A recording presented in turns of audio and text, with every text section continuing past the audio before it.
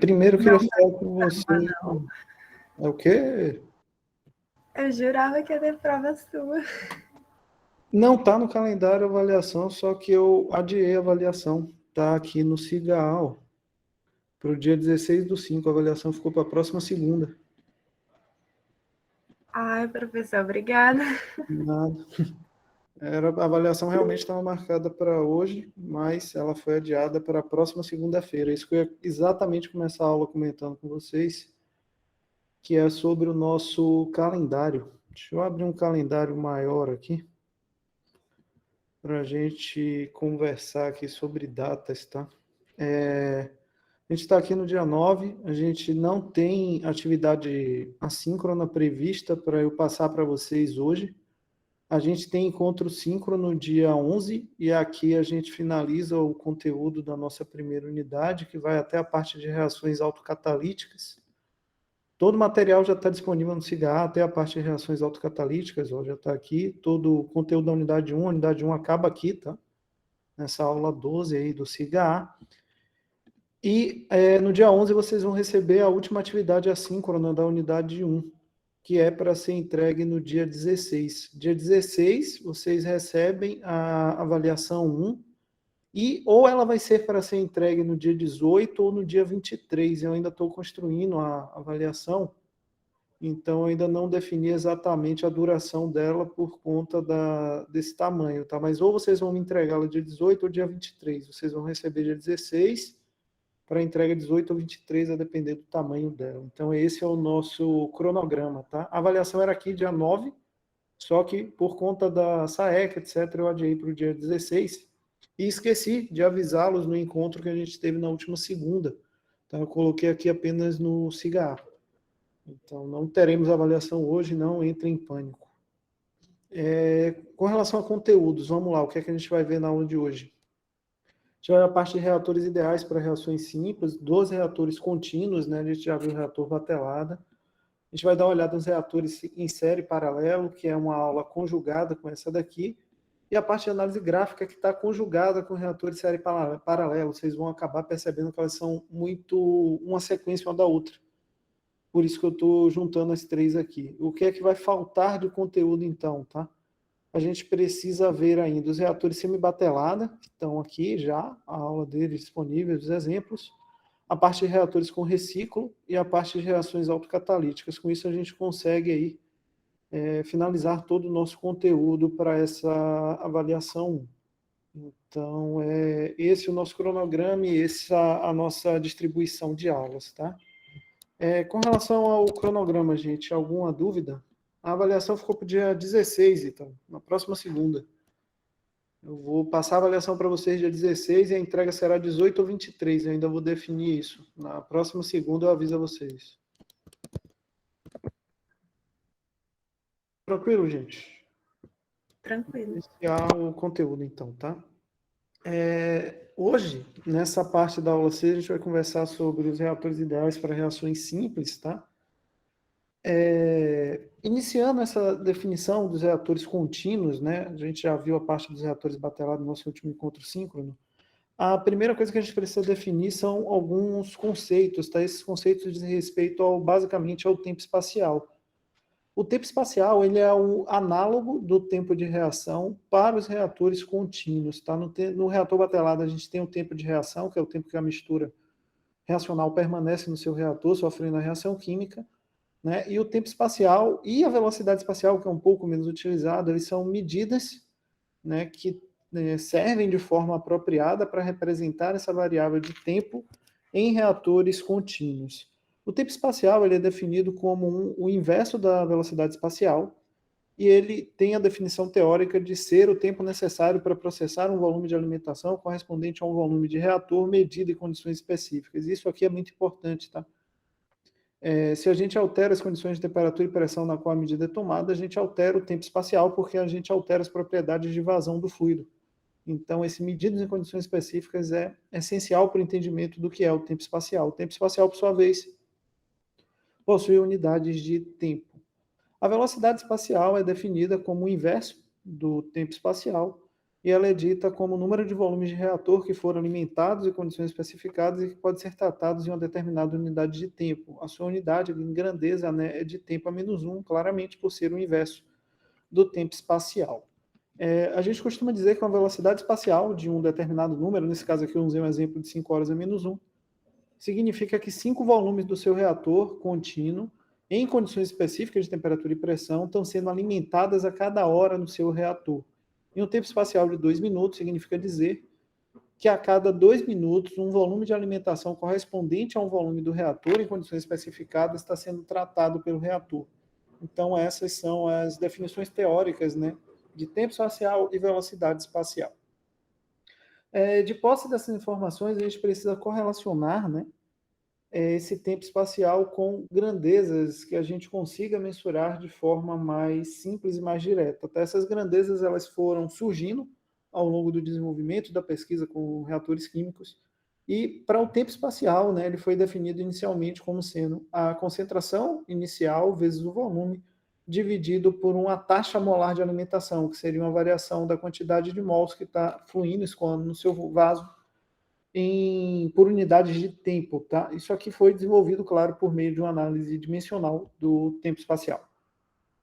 Com base nessa definição, a gente pode estendê-la um pouco mais para apresentar outras grandezas que são de interesse, aqui eu estou apresentando a taxa molar de alimentação, e a gente pode ainda, né, correlacionar a concentração inicial e a vazão molar para criar a vazão volumétrica de alimentação, que aqui ela já não vai ter a unidade mais de mol por litro, né, que ela já vai ter a unidade, por exemplo, de litro por tempo, né, como, por exemplo, litro por segundo ou litro por hora, e é uma outra grandeza de interesse aí para esse tipo de equipamento, né, para os reatores contínuos. Dentro dessas duas definições, vocês vão ter a possibilidade de calcular essas variáveis a partir de dados fornecidos no seu problema, com uma certa flexibilidade, né? Observe que você pode partir de concentração, volume e vazão molar de alimentação, ou de volume e vazão volumétrica de alimentação. Isso depende dos dados que você está recebendo ali no seu problema. Agora que a gente já tem as definições essenciais, né, necessárias para a construção dos problemas dos reatores contínuos, vamos começar a falar sobre o reator contínuo CSTR, né, e a equação de desempenho para esse reator ela é obtida com base em duas hipóteses principais. A primeira delas é a de agitação perfeita, exatamente a mesma consideração que utilizamos no reator batelada, e ela acaba por associar ao nosso reator que a concentração das espécies químicas é a mesma em todos os pontos do reator. Ou seja, se eu tomar uma alíquota aqui ou aqui, a composição, a temperatura e a taxa de reação é exatamente a mesma. E por consequência dessa hipótese que a gente está adotando, isso significa dizer que a concentração e as condições aqui na saída também são exatamente iguais a essas condições no interior do vaso.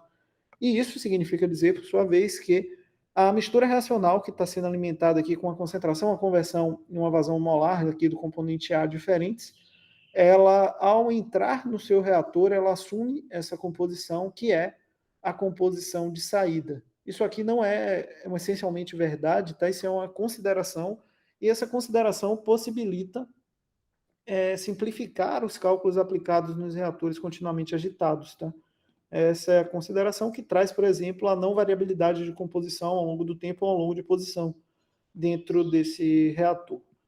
Com base nessa consideração, né, podemos escrever o balanço de massa para esse reator, que é definido como que entra igual que sai, mais o consumo mais o acúmulo. A gente não tem acúmulo por estarmos em estado estacionário.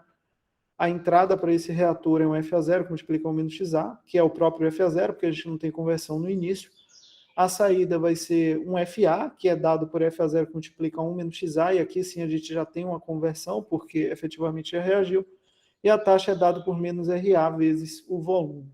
Juntando os termos e simplificando semelhantes, a gente chega que FA0XA é igual a menos RA dividido por V, e aí a gente pode escrever os diferentes formatos, né, da equação de desempenho dos reatores CSTR que estão disponíveis aí na literatura. A mais comum delas, V sobre FA0 é igual a XA dividido por menos RA, né, que é esse terminho aqui igual a esse último. E inúmeros outros aparecem, né, são comuns também, como, por exemplo, o tempo espacial é igual ao CA0, que multiplica XA dividido por menos RA, mas todas essas equações que vocês estão observando aqui são igualmente válidas e são igualmente utilizáveis para a resolução aí de problemas de reatores continuamente agitados. Um detalhe importante é que essa conversão aqui, XA, e essa taxa menos RA, elas são medidas na condição da corrente de saída. E a corrente de saída tem a mesma condição exata do reator, então isso aqui são números, tá? São constantes, e isso torna esse cálculo puramente algébrico e muito simples de ser solucionado. Essas equações que vocês estão vendo aqui, elas são válidas para qualquer valor de epsilon A, ou seja, para qualquer fração de expansão que o seu reator possuir. Muito embora reatores de mistura perfeita tenham pouca variabilidade em expansão de volume, porque normalmente eles são aplicados no processamento de reações que são conduzidas em fase líquida. Então, não é sempre que a gente vai ter essa característica de expansibilidade ou retração de volume dentro desse tipo de reator. E nesses casos, a gente pode aplicar as equações com esse outro formato. Observem que eu estou saindo da equação em conversão, estou utilizando que o XA é igual a 1 menos CA sobre CA0 para escrever essas equações em termos de concentração. Tá? A concentração é uma grandeza mais facilmente mensurável. Por meio de um alíquota, uma análise simples, espectrofotômetro, por exemplo, a gente consegue determinar esses valores de concentração de forma muito direta. Então, por isso, é sempre interessante escrever essas equações em concentração, e essas equações, especificamente falando para os reatores continuamente agitados, elas são muito válidas, porque a gente está falando de problemas que normalmente ocorrem em fase líquida, que a gente pode considerar efetivamente que o epsilon A é zero. Observem também que essas equações que vocês estão vendo aqui, elas correlacionam de maneira simples 4 termos, tá? Que são XA, RA, o volume, e a vazão molar de alimentação. Então, se eu conhecer 3 desses termos, por exemplo, eu conheço o volume, a vazão molar, o CA0 e o CA. Aqui, né, por uma medida de espectrofotômetro, por exemplo, eu automaticamente consigo determinar a taxa de reação. Então, é muito fácil trabalhar matematicamente com esse tipo de reator. Os problemas são basicamente algébricos. Com base nisso, tem aqui no SIGA de vocês exemplos relacionados com os desenvolvimentos dos reatores continuamente agitados. Tá? Aqui a gente tem um primeiro exemplo de um reator CSTR, aqui um outro exemplo e aqui um outro exemplo. Tá? A gente tem 3 exemplos aqui de reatores CSTR para vocês vejam que eles são aí problemas puramente algébricos. Passando para o reator pistonado. Antes de passar para o pistonado, galera, com relação ao CSTR, algo que não tenha ficado claro? Então, é porque eu liberei todo o conteúdo até o final do semestre, por isso que apareceu um monte de vídeo aí de para vocês, tá? O normal seria que esses vídeos aqui fossem liberados na quarta, né? Então eu acabei por adiantar aí o conteúdo até o final do semestre para deixar disponível para vocês. Eu liberei isso, eu acho que na quinta-feira da semana passada. Regina, pode falar? Eu ia perguntar quando o volume é variável, mas acredito que o senhor vai falar agora no reator, no próximo. Você quer saber o caso do volume variável no CSTR? Sim. Aí a gente vai usar efetivamente exatamente aquela mesma equação que a gente usou no batelada, que V é igual a V0, que multiplica 1 mais εA XA. Com isso, a expressão aqui do volume, ela vai, onde tiver volume, você vai multiplicar, vai trocar, substituir por V0, que multiplica 1 mais εA XA. O εA você determina por meio daquela relação entre a fração daquilo que realmente reagiu, caso sua conversão fosse 1 e caso fosse 0, e a partir daí você consegue calcular, né, esse termo de equivalência de volume em relação à sua conversão.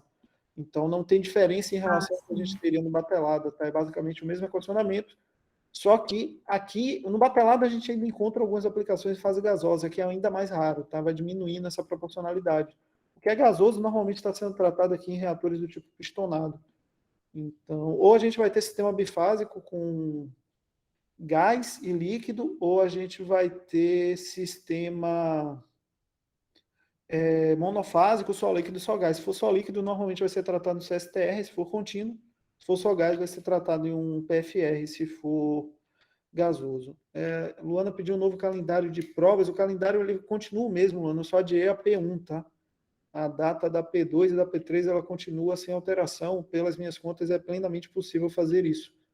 Então, o adiamento aí foi só na P1. Todo o resto do nosso calendário ele se mantém exatamente como estava. Não precisaríamos modificá-lo. Professor, então Pode falar. aquele vídeo que está lá, aula 12, reações autocatalíticas, então é assunto da P2 e P3, né, no caso? Não, o P2, aqui todo o conteúdo da P1, Ítalo. A P1 acaba em reações autocatalíticas. Esse é o último assunto da P1 de vocês. Aqui, aí, depois do dia 16/5, eu vou criar um outro tópico chamado Unidade 2, e a gente vai começar a falar sobre os conteúdos da Unidade 2, que começa em reações, em sistemas de múltiplas reações. E aí a gente vai caminhando com esse conteúdo. Não desespera não, gente. Muitos dos vídeos que vocês estão vendo aqui são muito curtinhos, tá? Tem muito vídeo, mas tem vídeo de 2 minutos, 3 minutos, 4 minutos.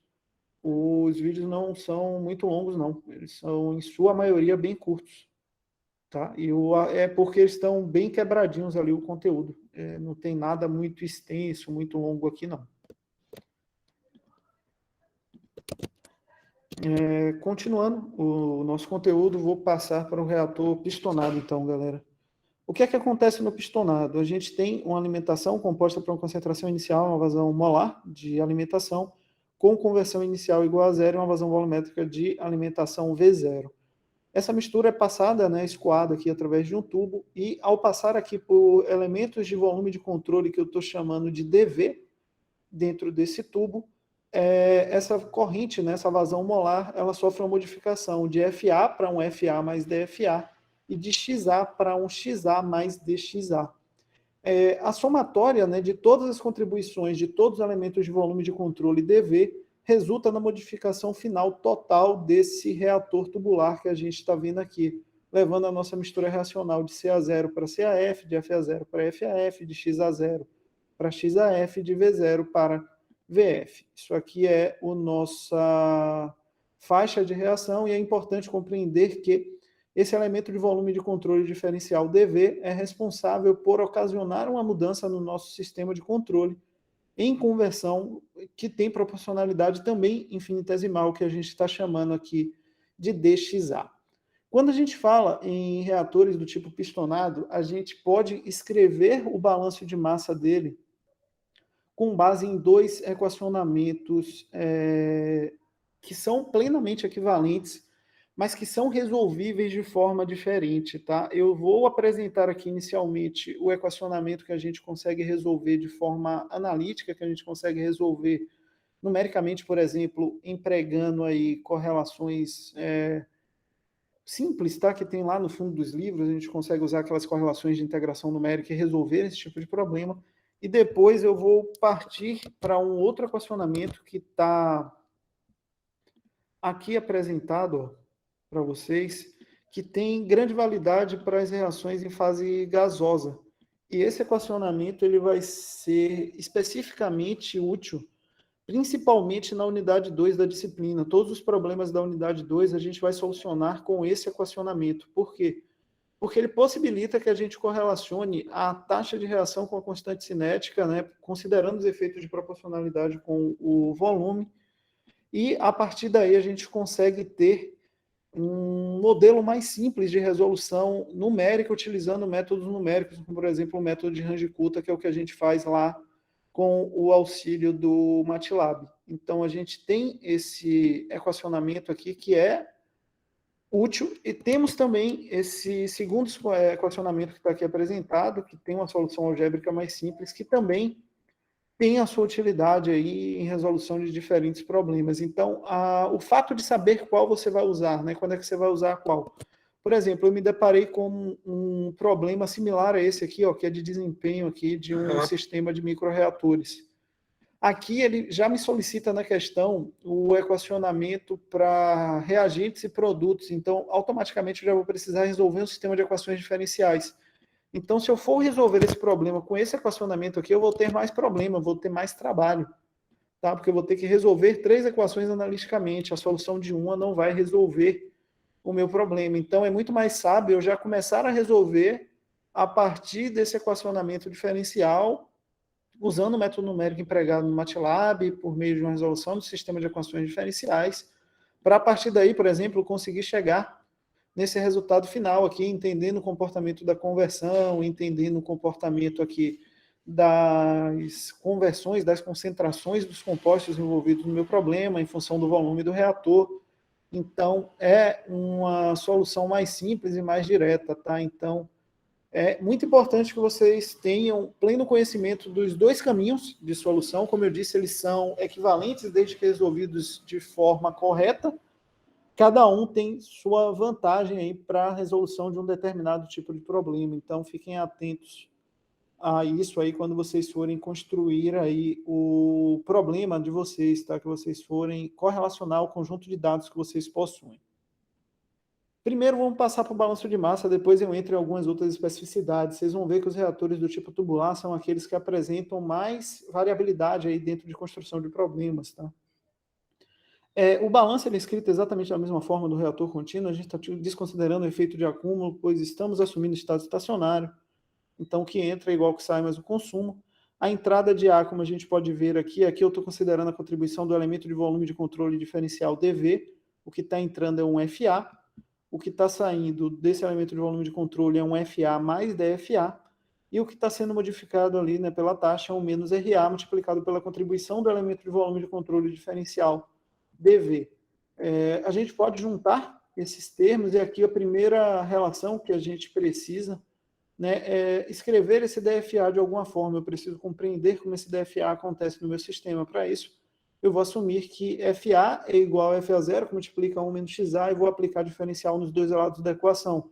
Então, daqui eu consigo verificar que DFA é igual a menos FA0 dXA. Isso acontece, claro, porque eu apliquei a distributiva aqui, a derivada de FA0 vai sumir, porque FA0 é uma constante.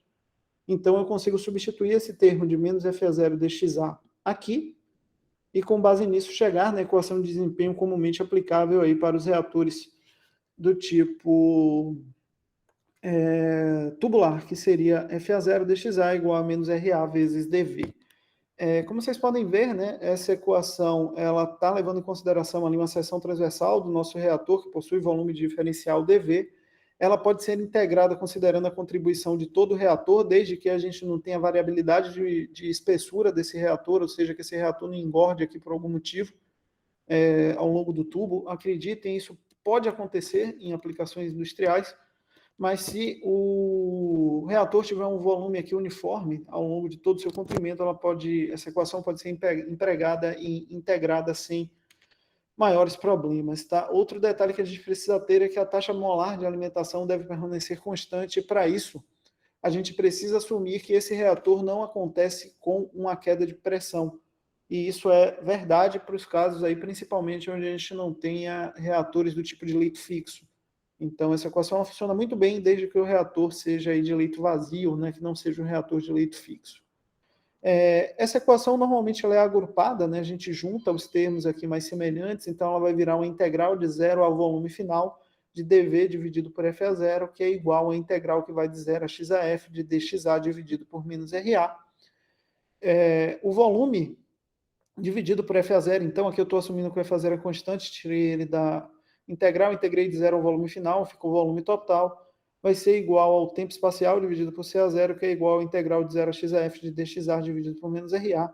E aqui sim, esse é o formato básico de equação que a gente vai costumar tratar, que seria o formato onde a gente considera o efeito de expansão de volume, que é o que normalmente acontece nas reações em fase gasosa. Então, esse volume, na realidade, ele tem uma dependência com a conversão do nosso reator, e por isso, às vezes, ele precisa voltar aqui para ser integrado dentro desse termo. A gente vai ver como é que a gente soluciona esse tipo de problema, tá? Tem exemplos aqui correlacionando esse tipo de solução, e aqui tem basicamente apresentado para vocês os 3 formatos de resolução que a gente tem para esse tipo de problema. Quais são os 3, tá? A gente tem a solução algébrica, que é a mais simples, onde a gente vai pegar uma tabela de integrais e resolver o nosso problema. Então, a gente pega uma tabela, confere lá se a gente possui a integral para o nosso problema e resolve. A outra solução que a gente tem é o método gráfico, onde a gente avalia a área sobre a curva aqui do conjunto de dados e verifica a área, e essa área é proporcional aí ao nosso problema. E o outro método é o método numérico, onde, por exemplo, a gente pode usar um método de Simpson para fazer a integração. Então, vocês têm aí esses 3 caminhos para solucionar o tipo de problema gerado por essa equação que vocês estão vendo aqui, né? Qual delas vocês vão empregar? Como eu disse, depende do problema. Se você tiver dados suficientes para resolver analiticamente, tiver uma tabela de integral que possua esse resultado, pode empregar a tabela de integral de forma direta e resolver. Eu quero resolver lá com um software que calcula integral, talvez um Maple ou algum outro caminho, pode resolver também, não tem problema nenhum via software. Eu quero resolver numericamente, qualquer uma delas é resolvível numericamente, você pode construir o conjunto de dados e resolver empregando a regra de Simpson, então não tem aí uma regra específica de construção para esse tipo de problema. Vocês podem resolver do formato que vocês acharem melhor. Da mesma forma que a gente viu no CSTR as equações para o εA variável, e falamos que lá elas não possuem grande utilidade por serem aí normalmente problemas processados em fase líquida, aqui também temos o equacionamento para o εA igual a 0, que são equações sem grande validade para os reatores do tipo tubulares, mas de qualquer forma estão aqui apresentadas essas equações. O benefício delas, de forma similar ao que acontecia lá, é transformar termos de concentração de conversão em termos de concentração, que, como eu disse, são mais facilmente mensuráveis. Um outro detalhe sobre os reatores do tipo tubular. Em alguns livros, se vocês forem estudar aí via livros, vocês vão encontrar problemas onde esse balanço que eu acabei de desenvolver aqui junto com vocês no elemento de volume de controle diferencial DV, ele é desenvolvido no elemento de comprimento diferencial DZ. Qual a diferença básica entre esses 2 balanços? No momento, basicamente nenhuma, tá? Basicamente eles são equivalentes. Tanto faz você utilizar o elemento de controle diferencial do volume como o elemento de controle diferencial do comprimento. Lá na frente, isso pode trazer algumas diferenças, onde, por exemplo, eu considere uma diferença de variabilidade de velocidade aqui nesse elemento de volume de controle diferencial. E aí o comprimento diferencial traz alguns benefícios. Mas isso são casos muito específicos que só vão ocorrer lá na frente. Então, se você se deparar com algum problema onde esse elemento de volume aqui é um comprimento diferencial, você não vai ter grandes problemas na resolução, né? Basta empregar o equacionamento da forma como vocês viram, lembrando que você não vai estar trabalhando com volume, mas sim comprimento. As equações, elas são compreendidas como equivalentes em situações onde o seu tubo possui um diâmetro muito pequeno. Para essas situações é completamente equivalente usar o DV e o DZ, porque tendo um diâmetro muito pequeno, você garante que a velocidade de escoamento é igual em todos os pontos do tubo. Então é para isso que normalmente são usados tubos muito finos e compridos em reatores desse tipo aqui, em reatores tubulares. Com relação aos tubulares, como eu falei, temos aqui alguns desenvolvimentos que são relevantes. O primeiro deles é esse complemento aqui da aula, tá? Que é essa parte do desenvolvimento das equações para a parte aí de consideração dos efeitos de produto, reagente, simultaneamente, que é muito útil para a resolução de alguns problemas só são resolvíveis assim. Uma dúvida comum que vocês costumam ter quando vocês vão empregar esse tipo de equação. Vocês falam, professor, não estou vendo aqui na resolução desse problema a consideração de variação de volume no meu problema.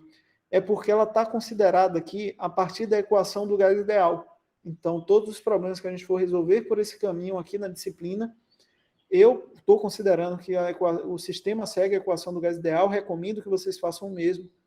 E considerando esse comportamento de gás ideal no problema, você já tem uma equação de estado representando os efeitos de variabilidade do volume no seu sistema. Então, são equações aí mais simples de serem calculadas, né? Porque a gente já tem como determinar. E essa equação, conforme eu falei para vocês, ela substitui a equação do V igual a V0 que multiplica 1 mais εAXA. Ela é outra forma de calcular esse efeito de expansão de volume. Observem que, ao escrever essa equação, né, no volume final aqui na frente, vocês vão observar que ela tem uma dependência da vazão molar E a vazão molar, por sua vez, ela depende, né, a vazão molar total que está aqui escrito, ela depende das contribuições de A, B e C molares. Então, lembre-se que, considerando a equação do gás ideal, a proporcionalidade molar é equivalente ao volume. E por isso a gente já está fazendo a correção da expansão do volume por meio da equação do gás ideal. Então, se eu empregar aqui, por exemplo, que V é igual a V0, que multiplica 1 mais epsilon A XA, estou fazendo o cálculo errado, porque eu estou botando essa ponderação 2 vezes dentro do meu problema. Eu não preciso fazer isso, tá? O efeito da expansão do volume já está aqui representado dentro do conceito da equação do gás ideal.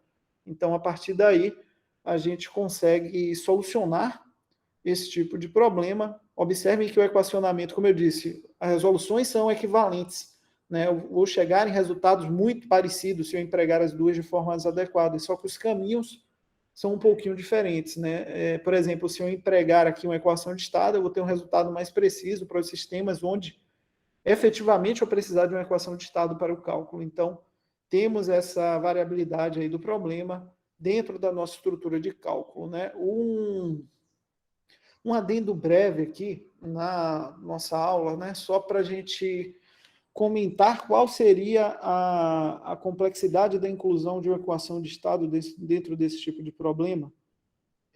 Queria apresentar aqui muito brevemente para vocês um programa para esse cálculo de volume usando MATLAB. Tá? O programa ele não se preza a resolver aqui um reator com essa consideração, ele se preza única e exclusivamente a determinar volume para sistemas reacionais, para sistemas não reacionais, aqui está escrito ainda para componente puro, tá? Mas ele consegue ir lá e calcular, estimar aqui o valor do fator de compressibilidade do volume usando equações de estado cúbicas, tá? Aqui no programa tem várias equações de estado, por isso que tem esses cases aqui, tá? Como um dos conjuntos de dados aí. Para a entrada do nosso problema, a gente precisa incluir aqui para ele o conjunto de dados que eu quero trabalhar com o meu problema. Deixe-me encontrar aqui um conjunto que eu já tenha trabalhado para facilitar a minha vida. Eu preciso dar os dados de temperatura, pressão e propriedades críticas dos componentes. E preciso dar a ele que equação de estado eu quero trabalhar e o estado da matéria naquela condição. Então, eu vou dizer aqui, por exemplo, que está em fase vapor, eu quero usar suave Redlich Kwong. Tá? E aí eu consigo calcular o volume desse meu problema usando esse formalismo. Ele me dá o valor de Z e o valor do volume. Por algum motivo, agora ele não quis calcular. Eu acho que eu embolei as coisas porque eu estava construindo ele conjugado aqui com o do φ, mas já dá para vocês terem uma ideia aqui da dimensão do problema. Tá? Isso aqui seria, por exemplo, uma subrotina adicionada dentro dessa rotinazinha que está aqui. Deixa eu abrir aquela do microreator, que é um exemplo que está ali, já aberto. Ó, esse aqui é o probleminha do microreator, que é esse exemplo que está lá no CIGAR de vocês. Então, essa rotina precisaria estar conjugada com essa rotina de cálculo de volume, com toda a consideração de todos os compostos que estão aqui dentro, incluindo propriedades críticas, temperaturas críticas, etc., fatores acêntricos, para que o volume fosse calculado por aquele caminho. O volume entraria aqui no cálculo corrigindo esses fatores aqui de vazão volumétrica, né? A gente teria uma proporcionalidade aqui da vazão volumétrica pelo volume efetivo que o gás efetivamente ocupa no seu sistema, para cada um dos componentes, para daí você conseguir calcular. Então, a complexidade com a consideração de uma equação de estado traz ao problema é muito significativa, e é por isso que eu costumo falar que cálculo de reatores, se você quiser complicar, você pode ir até o infinito, tá? Uma simples consideração de a presença de uma equação de estado ali para representar o volume do seu sistema já aumenta a complexidade numérica do seu problema de forma substancial. Então, é só para vocês terem uma ideia mais ou menos ali da dimensão do escopo que esse problema pode tomar, caso a gente tenha essa consideração. Com base aí nos reatores tubulares, galera, algo que não tenha ficado claro? Algo que vocês queiram questionar? Professor, só uma pergunta. Na maioria das aplicações, a gente utiliza uma equação de estado ou a equação do gás ideal aplica bem em boa parte dos casos? Eu fiz todo o meu mestrado usando a equação do gás ideal com desvio aproximado de 2% em relação ao que a gente encontrava se a gente usasse uma equação de Peng-Robinson, por exemplo, que é a mais elaborada dentro dessas cúbicas. E aí você depende da sua escala de produção. Imagina que você está processando um sistema reacional, você está estudando um sistema reacional onde seu reator produz 1 tonelada por hora. Esse 2% de diferença aí a mais no desvio representa muita coisa em cima dessa 1 tonelada por hora. E aí você pode precisar necessariamente aplicar uma equação de estado para eliminar esse 2% a mais. Mas para algumas outras aplicações, você pode utilizar a equação do gás ideal, assumindo que você tem esse 2% de desvio a mais. Tudo que você precisa ter em mente é a limitação específica da aplicabilidade do cálculo do seu problema. Então, você tem que saber que aquilo que você está calculando possui uma limitação. Que limitação é essa? É a equação do gás ideal. Então, se eu aumentar muito a pressão do sistema, eu posso começar a ter problemas com ela. Se eu, por exemplo, diminuir a temperatura desse sistema, eu posso ter problema com ela. Mas se eu estiver numa região onde eu estou ali, né, muito próximo da unidade, que é uma região de um espectro amplo, né, para a maioria das condições de reação operacionais, seria, por exemplo, acima de 300 graus Celsius, é muito viável usar a equação do gás ideal. Tá? E, inclusive, é utilizado aí em muitas aplicações industriais. Mas, claro, se eu tiver num sistema muito complexo, onde os compostos têm um comportamento fortemente não ideal, aí cada vez mais eu vou precisar dessa consideração aí do problema com esse efeito aí de não idealidade do sistema. Aqui, claro, tudo isso que eu estou mostrando para vocês em MATLAB é um pouco mais complicado, por quê? Porque a gente está tratando de um sistema que eu estou programando toda a não idealidade dele, né? Então, o equacionamento disso está todo a meu cargo, mas se você partir para simuladores aí de escala comercial, como, por exemplo, ASP, DW5, que são simuladores já pré-prontos, toda nessa não idealidade está um clique de botão da sua mão, né? Então, se você abrir, por exemplo, o DW5 lá, que é gratuito, eu quero considerar a equação de Peng-Robson aqui para representar esse comportamento. Você vai lá e seleciona a equação de Peng-Robson, ele considera tudo e já faz o cálculo com base nela. Então, você não tem essa parte de programação adicional que eu estou aqui construindo no MATLAB para uma finalidade didática, né? Normalmente, você não vai fazer isso usando MATLAB, a probabilidade é muito pequena. Normalmente você vai partir para um simulador comercial usando ASP, e essa estrutura já está pré-programada, né? Então não precisa ter tanto medo dela, mas você precisa saber efetivamente o que você está aplicando, né? Então o conhecimento teórico é muito importante para que você entenda aquilo que você está aplicando e que faixa onde você tem que aplicar, que eu preciso de um modelo de energia de Gibbs-GSS, porque meu sistema é líquido-líquido, ou eu preciso de uma equação de estado, porque a fase vapor é que é problemática. Então você precisa ter esse entendimento para construir aí o seu problema. Tranquilo, Matheus? Entendi. A atividade assíncrona 4, Ítalo, eu vou disponibilizá-la para vocês na aula do dia 11 e vocês vão me entregá-la na aula do dia 16. Dia 16, vocês vão receber a avaliação e entregar a atividade assíncrona apenas. A gente não tem aula efetivamente aqui, a gente tem aula dia 11, encontro síncrono dia 11, para finalizar o conteúdo e para que eu passe para vocês a atividade assíncrona 4, que é a última aí da unidade 1. Há mais alguma dúvida em relação aos reatores batelados, gente? Se não, vou continuar aqui com a parte de associação de reatores, tá?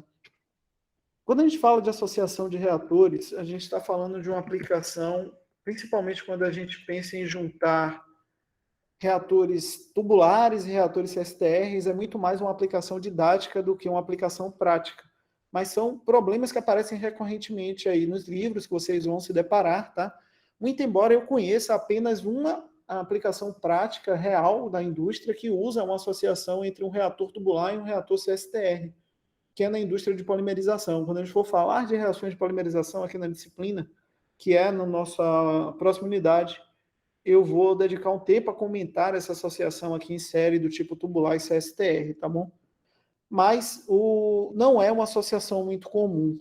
É muito comum que a gente tenha reatores pistonados associados em série, pela própria estrutura de funcionamento desses reatores, e muito comum também termos reatores pistonados associados em paralelo. Tá? Da mesma forma, é comum termos reatores CSTR associados em série, mas não é comum ter PFR e CSTR associado em série, que é uma coisa que vocês vão encontrar bastante aí em problemas clássicos de cálculo de reatores, tá bom?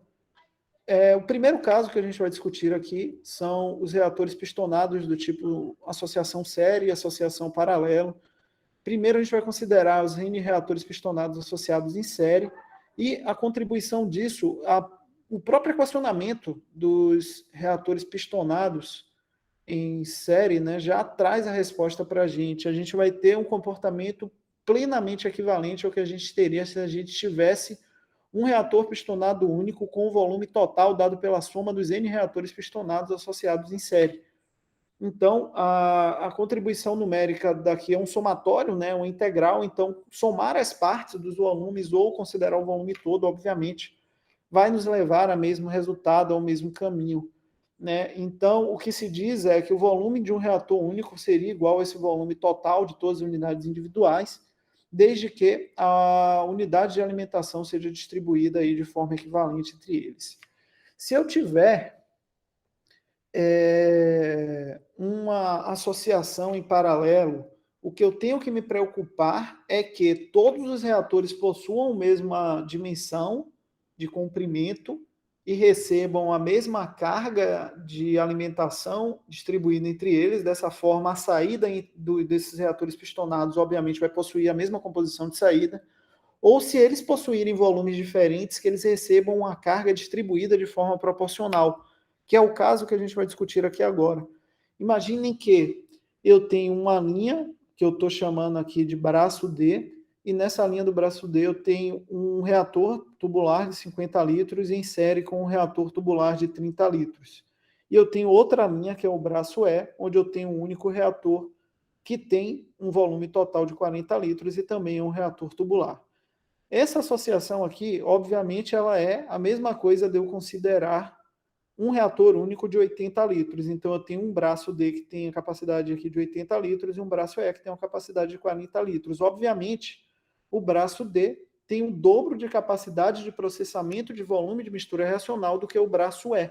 E para isso existe um equacionamento. A gente tem aqui uma proporcionalidade, onde o volume dividido pela vazão molar do braço D é igual ao volume sobre a vazão molar do braço E. Mas olhando aqui, entendendo a lógica do problema, você já consegue perceber que aqui eu tenho o dobro do volume, logo eu tenho a dobro da capacidade de processamento, né, que é o que a gente encontra caso a gente substitua aqui os valores efetivos, né, para esse processamento aqui em questão. Então, quando eu trabalho com reatores em paralelo, é muito importante considerar essa equivalência da proporcionalidade de distribuição dos volumes entre os braços. E aqui também é muito importante que eu considere a distribuição equalitária caso esses volumes sejam iguais. Esse aqui, por exemplo, é o princípio básico de funcionamento dos reatores multitubulares, que é um tipo de reator pistonado que é muito comum de ser empregado na indústria. Passando para os reatores CSTR, né, os pistonados são efetivamente muito simples. Os CSTRs, eles são subdivididos aí em dois tipos de aplicação, que são os reatores CSTR com a mesma capacidade e os reatores CSTR com capacidades diferentes. Mais uma vez, qual é o comum de eu encontrar aí em aplicações industriais?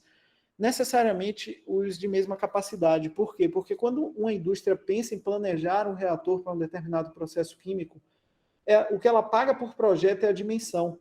Então, se eu paguei o projeto de um reator e eu crio 3 reatores desses associados em série, e eles possuem a mesma dimensão, eu paguei apenas um projeto. Eu pago um projeto e 3 construções.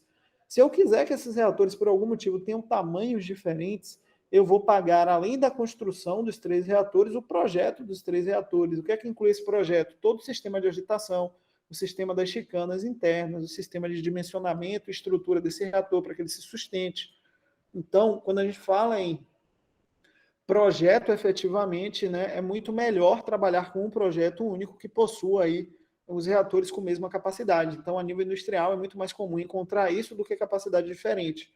Mas, mais uma vez, vocês vão encontrar aí na literatura problemas associando reatores CSTR com capacidade diferente, necessariamente vão encontrar. Então, é uma finalidade ali didática, de construção de conhecimento, mas na indústria o normal é encontrar com a mesma capacidade.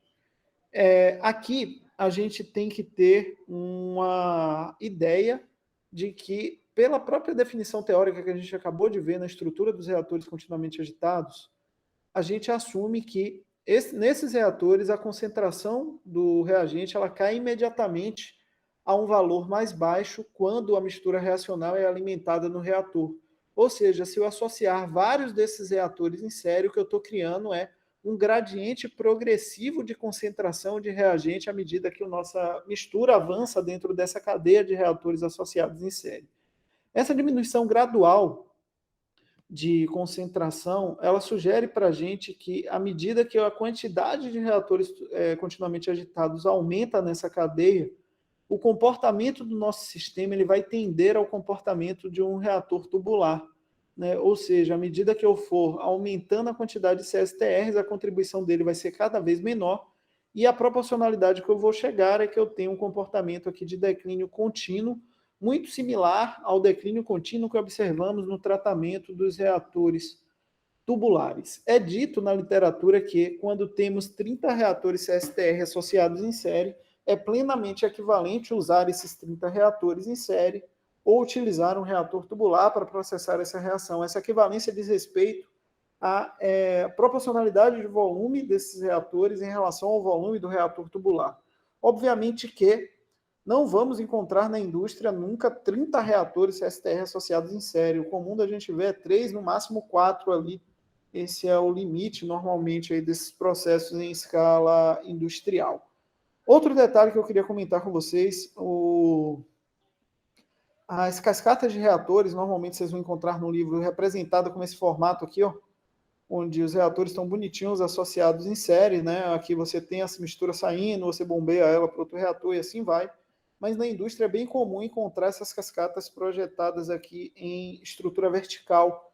Tá? Isso aqui possibilita, por exemplo, o uso da ação gravitacional para conduzir aqui o escoamento dos fluidos ao longo da cadeia. Não é o caso desse esquema aqui apresentado, mas é uma possibilidade. E também aqui a gente consegue trabalhar aqui considerando efeitos de immiscibilidade parcial de forma mais simples entre esses fluidos, tá? Possibilitando, por exemplo, uma separação, uma estrutura de separação contínua aqui entre reagentes e produtos na cadeia final, no caso de algumas reações específicas. Então, apesar de ser muito comum ver isso aqui, também é comum na indústria encontrar projetos de cascatas de reatores no formato vertical. Então, é só para vocês terem essa noção aí quando vocês forem se deparar com esse tipo de estrutura, desse tipo de problema. Com os reatores de capacidade igual, o cálculo é relativamente simples, tá? E todo o desenvolvimento de equações desse tipo de problema está apresentado aqui para vocês, tá bom? Tem aqui um videozinho, é muito curto, são 3 minutos, mas aqui a gente desenvolve o equacionamento, é basicamente juntar aqui os efeitos e considerar que para o segundo reator a gente precisa ter o segundo reator partindo daquilo que a gente já tinha no primeiro. Então, tendo essa ideia, a gente processa a reação de forma mais simples.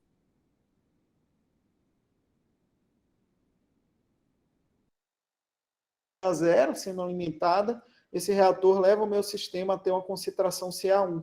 Esse reator 2, ele não processa a minha mistura reacional, ele processa de CA1 até um CA2. E ele entrega para o reator 3 com essa concentração CA2, e esse reator 3 leva até a concentração final, que é a concentração de saída. Então, sempre tenho em mente que eu preciso descontar o caminho que o primeiro reator percorreu. Então, esse cara aqui ele foi de CA0 até CA1. Então, esse cara aqui ele não está começando de CA0, ele está começando efetivamente de CA1. Se vocês tiverem isso na cabeça, vocês nunca erram problemas aí com reatores continuamente agitados.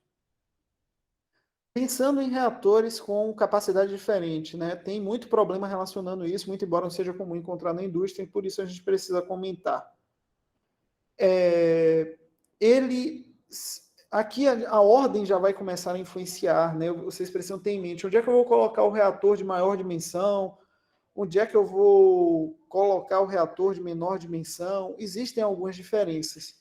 Quando a gente fala de reações de primeira ordem, sejam elas reversíveis ou irreversíveis, normalmente a gente vai usar reatores iguais, tá? O melhor desempenho vai ser encontrado usando reatores iguais.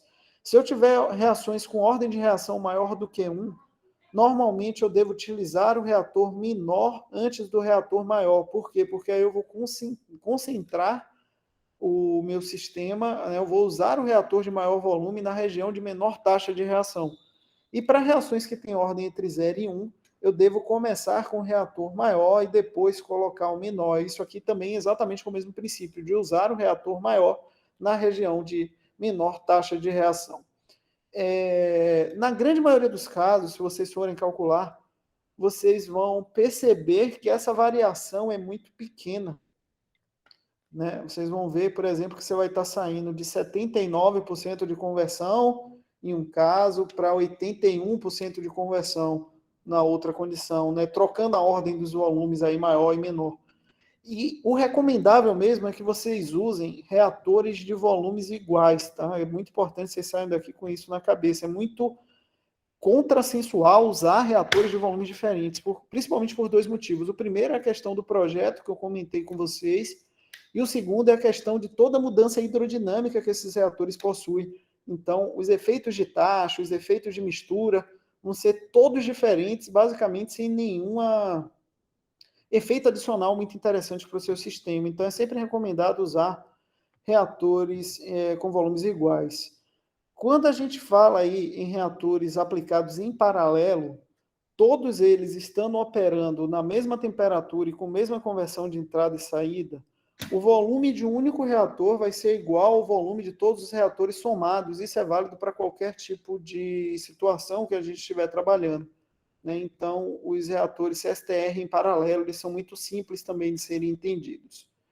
Quando a gente fala da aplicação dos reatores CSTR em série, no caso dos reatores que possuem capacidades diferentes, a gente teria um esquema representativo típico dado por esse sistema. E isso aqui tem uma reciprocidade gráfica que é muito interessante de ser aplicada em reatores continuamente agitados, em reatores tubulares, né? Qual é essa proporcionalidade gráfica? Normalmente a gente está falando de gráficos do tipo conversão em relação ao inverso da taxa, e a área, né, que a gente tem aqui em relação à conversão, né, a contribuição da conversão que esse reator deixou aqui no nosso sistema, ela tem uma proporcionalidade direta com o volume desse reator, levando em conta um fator de ponderação, que é a vazão molar de alimentação desse nosso sistema. Pensando nisso, deixa eu dar uma visitada aqui nessa aula de análise gráfica, daqui a pouco eu volto para finalizar aqui a aula 8. É muito comum que a gente construa esses gráficos de conversão em relação ao inverso da taxa para avaliar desempenho de reatores. Lembrando que a nomenclatura da disciplina de cálculo de reatores ela não é unificada, eu já comentei isso com vocês algumas vezes. E alguns livros, principalmente livros de tiragem e edição norte-americana, eles costumam escrever a conversão como FA minúsculo. E lembre-se que a vazão molar de alimentação, a gente acabou de ver aqui, ela também é um FA, né? Ela é definida como um F maiúsculo. E isso pode gerar alguma confusão na cabeça de vocês. Então, tenham sempre em mente que conversão pode ser F minúsculo ou X. E vazão molar vai ser F maiúsculo sempre. Não conheço aí outro símbolo que tenha aplicabilidade substancial. Então, cuidado com as nomenclaturas, principalmente com F, tá? Ele costuma gerar confusão, e principalmente aí com livros de tiragem americana. Pensando nesse conceito de trabalhar aí com os inversos de taxa para gerar gráficos, o que é que a gente teria? Os reatores CSTR, eles têm uma proporcionalidade dada por essa área aqui, né? Essa área aqui desse retângulo, ela é proporcional ao volume do CSTR, e essa proporcionalidade é dada aqui por essa diferença de conversões dividido pela taxa, né? E aqui a gente tem uma proporcionalidade dada ou pela vazão molar, ou pela vazão volumétrica, né? Isso depende aí do dado do seu problema. Mas observem que o volume tem uma proporcionalidade direta com essa área. Então, é para isso que a gente usa método gráfico. Por sua vez, né, a proporcionalidade em relação ao reator tubular ela é dada pela área sobre a curva. Por quê? Porque a gente está falando de uma integral. Então, eu preciso aqui passar essa vazão volumétrica para cá, multiplicando, né, e aqui eu calcularia o volume desse reator, mas aqui eu tenho a área sobre a curva. Observando aqui esses dois gráficos, né, o que a gente já consegue observar? Que a área sobre a curva é menor do que a área do retângulo. Então, obviamente, o reator tubular ele precisa de uma área menor para processar uma mesma reação quando comparado ao reator CSTR. E daí que vem essa mística de que os reatores tubulares apresentam, né, uma eficiência maior do que os reatores CSTRs. Então, é daí que vem essa teoria, esse cálculo. É muito interessante a gente observar que à medida que eu aumento a contribuição da quantidade de reatores CSTRs aplicados nessa construção aqui, né, em série, eu diminuo essa diferença, né? Se eu usasse um reator CSTR único, observem que eu teria toda essa área que vocês estão vendo aqui, né? E ao associar 3 reatores em série, eu descontei essa área que eu estou circundando aqui para vocês, ou seja, esse volume que era necessário caso eu usasse um reator único para atingir essa conversão final, ela diminui, né? Eu preciso de uma conversão menor, mas eu preciso, por outro lado, de uma quantidade maior de reatores em série. O que a gente tem que ter em mente é que quando esse número n tende a infinito, né, e não é bem infinito, quando ele chega em 30, numericamente já é igual, a área, né, desses 30 reatores CSTRs é equivalente à área do reator tubular, ou seja, a contribuição de todos os quadradinhos que estão aqui embaixo, sendo somados, ó, eles vão equivaler à área sob a curva. E com isso a gente tem uma eficiência igual entre os N reatores CSTRs e os reatores tubulares. Essa teoria é muito interessante que vocês saibam que eu nunca vi um negócio para prova de ENAD, prova de concurso, gostar tanto de perguntar uma coisa que normalmente vocês vão encontrar nesse tipo de prova, se vocês porventura forem fazer aí ENAD ou alguma prova de concurso na área de engenharia química, é uma pergunta recorrente, quase sempre está lá alguma coisa ligando essa parte aqui de desempenho dos reatores e de reatores continuamente agitados. Um outro detalhe que é importante a gente salientar quando a gente fala de análise gráfica diz respeito à análise entre a dimensão, né, dos reatores CSTR tubulares e, obviamente, essa dimensão ela depende do grau de avanço da sua reação, da estequiometria da sua reação e da forma da equação da taxa que você está processando. Então, se eu pegar uma reação que possui uma taxa do tipo R igual a KCa elevado a N, com pressão e temperaturas constantes, o volume do nosso reator CSTR sempre vai ser maior do que o reator do volume tubular, desde que esse N seja maior do que zero. Se a ordem for zero, esse termo aqui vai ser 1, R depende apenas de K, e obviamente a dimensão do reator vai depender se ele é CSTR ou tubular. Nos casos aí de pequena conversão, né, se eu estiver trabalhando ali com 10, 20% de conversão, vocês vão observar que a eficiência desses reatores ela é muito pouco afetada pela característica do escoamento, ou seja, tanto faz usar CSTR ou PFR se eu tiver uma conversão baixa. E outro efeito significativo diz respeito à variação da densidade durante a reação. A variação da densidade ela tem influência no projeto do reator. Pensando nisso, o Levenspiel, né, o autor do livro, texto aí da nossa disciplina, ele fez uma série de desenvolvimentos estudando o tempo espacial de reatores CSTR e reatores tubulares. Ele compilou as equações de desempenho aqui e fez cálculos para os diferentes valores de taxa de reação e diferentes contribuições de fator de variação de volume, εA.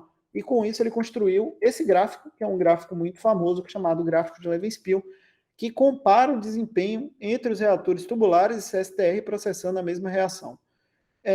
Aqui, observem primeiro que o gráfico é plotado em 1 menos a conversão. Então, se ele está em 1 menos a conversão, as maiores conversões estão aqui. E as menores conversões estão aqui. Da mesma forma, ele trata aqui de tempos espaciais para os reatores de mistura em relação aos tempos espaciais para os reatores pistonados. Observem que, à medida que eu vou caminhando aqui, ó, por exemplo, eu vou pegar isso aqui, ó, que é um equivalente aqui a basicamente uma conversão de 90%.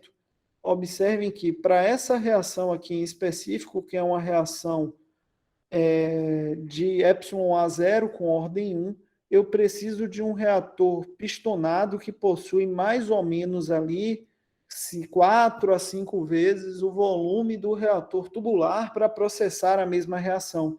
Então, é para isso que serve o gráfico de Levenspiel. Vocês conseguem encontrar, né, efeitos aqui de proporcionalidade entre reatores do tipo CSTR e reatores do tipo tubulares processando a mesma reação. Analisando essa figura, o que é que a gente consegue ver? Primeiro, que para qualquer tarefa, qualquer transformação, qualquer reação química, desde que eu tenha ordem positiva de reação, o reator CSTR vai ser maior do que o reator tubular, e essa variação, né, essa proporcionalidade entre os volumes, ela aumenta com a ordem de reação. Por exemplo, se eu continuar aqui nessa mesma linha e vier aqui para a ordem 2, ó, mantendo o epsilon A de 0, observem que esse reator já é basicamente 11 vezes maior do que o reator pistonado, já é 11 vezes menor do que o reator CSTR, ou CSTR é 11 vezes maior. Então, observem que a proporcionalidade é diretamente relacionada com a ordem de reação.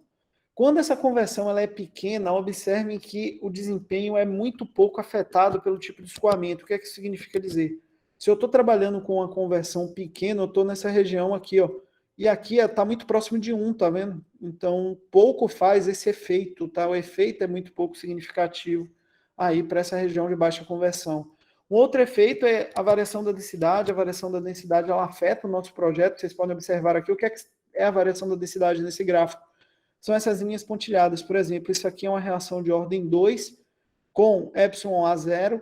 Aqui eu tenho a reação de ordem 2 com epsilon A1. Observe que eu tenho uma pequena variação. Se o epsilon A for 2, eu tenho uma pequena variação. Mas ainda tem uma distância significativa entre o efeito do epsilon A e o efeito que a ordem de reação propriamente tem. Observe que eu não consigo chegar aqui, por exemplo, nos efeitos que a ordem de reação 3 teria, quando eu comparo aqui com a ordem de reação 2 e um epsilon A já alto aqui, como por exemplo de 2. Então, essa variabilidade em relação ao efeito de variação da fração de reagente ali, né, não convertida existe, mas ela é menos significativa do que o da ordem de reação. Para compilar essas informações de análise gráfica, o que é que a gente tem? Primeiro que para qualquer ordem de N igual, é maior do que 0, o volume do CSTR é maior do que o volume do PFR. Para N igual a 0, tanto faz usar CSTR ou PFR. Para N menor do que 0, o volume do reator tubular é maior do que o volume do reator CSTR. E aí a gente tem uma inversão de efeitos. Professor, onde é que estão as reações que têm N menor do que 0? Elas existem? Elas existem, tá? E existem reações que têm inflexão de comportamento. A gente vai estudar elas aqui, ó, que são as reações autocatalíticas, tá? Elas existem e elas estão presentes aí em aplicações com interesse industrial. Graficamente, como é que isso ficaria? Para o N maior do que 0, os volumes dos reatores de mistura são sempre superiores, né, aos dos reatores tubulares, claro, pela proporcionalidade da área sob a curva. Para o N igual a 0, tanto faz, eles são plenamente equivalentes, as áreas seriam idênticas. E para o N menor do que 0, aqui observem que eu já tenho um comportamento diferente. Por quê? Porque a área sob a curva ela é maior do que a proporcionalidade aqui, que eu teria do retângulo que representa o comportamento do reator CSTR. Então, a área do reator tubular é maior por conta da sua definição de equação característica. Voltando para encerrar a aula 8, queria conversar sobre as associações mistas, tá? Como eu falei, tem pouco uso em aplicações industriais, embora exista. Dei o exemplo lá dos reatores aplicados na indústria de polímeros, né? E para essas ordens aqui de associações mistas, vocês vão encontrar uma série de regrinhas aí que estão publicadas, né? Que os livros comentam. Mas a regra básica que vocês devem seguir é que o reator tubular, ele sempre tem que estar presente onde ocorre a região de maior variação da taxa. Por quê? Porque ele é compreendido como reator que apresenta maior eficiência por unidade de volume, né? Então, é esse o entendimento de usá-lo na região onde a reação acontece em maior proporção. Então, se eu pegar aqui uma reação que tem um N igual a 0, né? Uma reação do tipo RA igual a menos KCA elevado a N, e o N é igual a 0, a conversão não vai ser afetada, obviamente, pela ordem desses reatores. Se esse N for menor do que 1, eu devo usar primeiro o reator CSTR, depois o reator tubular. E se o N for maior do que 1, eu devo começar pelo tubular e depois colocar os reatores CSTR.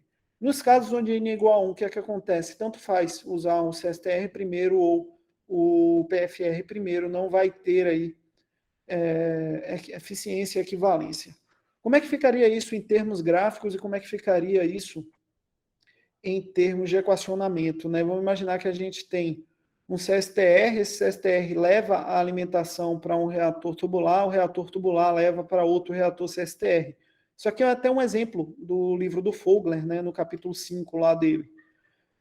Você teria aqui, claro, a contribuição do reator CSTR1, né, que tem a proporcionalidade dada aqui pelo volume em relação à vazão molar de alimentação, e essa proporcionalidade é dada por x1 menos x0, esse x0 aqui normalmente vai ser 0, dividido pela taxa nesse reator. Esse reator está levando a sua mistura reacional para um reator tubular, que tem a proporcionalidade dele dada aqui por essa área sob a curva, e que é calculada como um V2 sobre F0 igual à integral que vai de x1 a x2 de dx, dividido por a taxa nesse reator 2. Observem aqui uma pequena variação que a gente tem em relação à equação. Essa equação ela aparecia escrita para a gente como uma integral que vai de 0 a x2. Observem que ela mudou. Ela está indo de onde? De x1, que é a conversão pela qual ela recebe a sua mistura reacional do reator CSTR1 e indo até x2, que é a conversão final que ela entrega para o reator CSTR aqui, que é o terceiro reator da sua série. Né? Então, observem que o limite de integração precisa considerar efetivamente aquilo que o reator tubular está processando.